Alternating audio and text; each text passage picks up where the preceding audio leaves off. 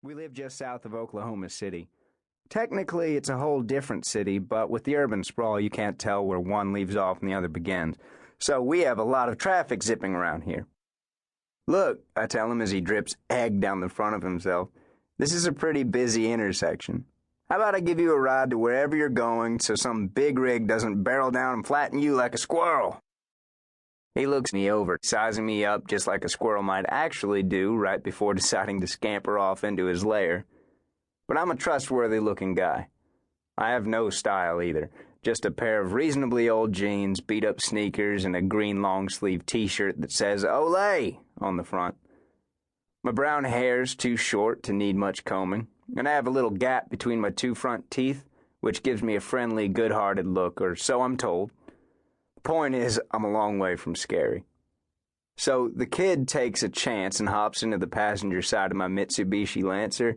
I've had it for about a year. It's silver with a black interior. Not new or anything, but pretty awesome in a basic kind of way. My name's Sutter Keely, I say. What's yours? Walter, he says around a mouthful of burrito. Walter. That's good. I've never known a little kid named Walter. It seems like an old man's name. But I guess you have to start somewhere. Now, Walter, I say, the first thing I want you to know is you shouldn't really take rides from strangers. I know, he says. Miss Peckinpah taught us all about that at stranger danger. That's good, I say. You should keep that in mind in the future. And he goes, yeah, but how do you know who's a stranger?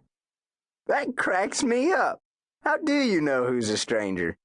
That's a kid for you. He can't comprehend that people might be dangerous just because you haven't met them yet. He's probably got all sorts of sinister ideas about what a stranger is. A black slouchy hat and raincoat, a scar on the cheek, long fingernails, shark teeth. But think about it. When you're 6 years old, you haven't met all that many people. It would be pretty mind-boggling to go around suspicious of 99% of the populace. So I start to explain the stranger thing to him, but his attention span isn't all that long, and he gets sidetracked watching me pour whiskey into my big 7-Up. What's that? He asks. I tell him it's Seagram's VO. So then he wants to know why I'm pouring it in my drink. I look at him, and he has this authentic interest in his big round eyes. He really wants to know. What am I going to do? Lie to him? So I go, well, I like it. It's smooth. It has kind of a smoky flavor. I used to drink the Southern bourbons more, Jim Beam, Jack Daniels. But if you're going for a nice, slow, all-day sort of buzz, those have a little too much bite. And to my way of thinking, people can smell them on your breath more. I tried Southern Comfort, but it's too sweet. No, it's the Canadian whiskeys for me now, although I've been known to mix a fine martini, too. What's a martinina?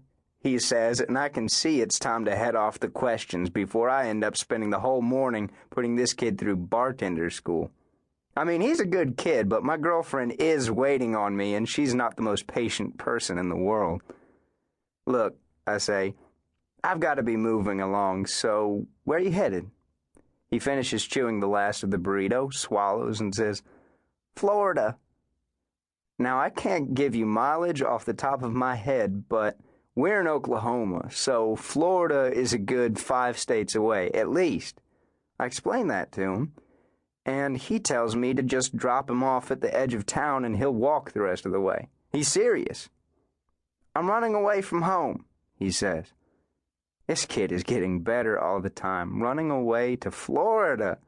I take a hit off my whiskey and 7, and I can see it just like he does. A giant orange sun dripping down into the bluest ocean you ever saw, with palm trees genuflecting at its glory. Look, I say, Walter, may I be so bold as to ask why you're running away? He stares into the dashboard. 'Cause my mom made my dad move away and now he's in Florida. I'm like, oh, shit. I can sympathize, little dude. Same thing happened to me when I was a kid, too. What did you do?